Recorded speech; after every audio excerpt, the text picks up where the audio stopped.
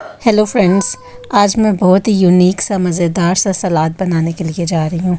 इसके लिए मैंने प्याज ले लिया है, एक बड़े साइज़ का बैंगन ले लिए हैं, सब्ज़ मिर्चें ले ली हैं, लहसुन ले लिए हैं उसके 2 पीस और टमाटर, शिमला मिर्च। इसके अलावा भी अगर कोई सब्ज़ी आपके पास है आप इस्तेमाल करना चाहें वो आप कर सकते हैं। थोड़ा सा ऑलिव ऑयल मैंने ले लिया है। तो ये बहुत ही मज़ेदार बनता है। इसको मैं थोड़ा सा ओवन के अंदर हीट दूंगी। तो आपने इसको इस तरह से 10-15 मिनट आपने ओवन के अंदर रख लेना है और फिर उसके बाद 10-15 मिनट के बाद आपने बैंगन के छिलके उतार लेने हैं। ठीक है, ये इसकी ये वाली शक्ल होगी। इसको आपने रफली सा चॉप कर लेना है।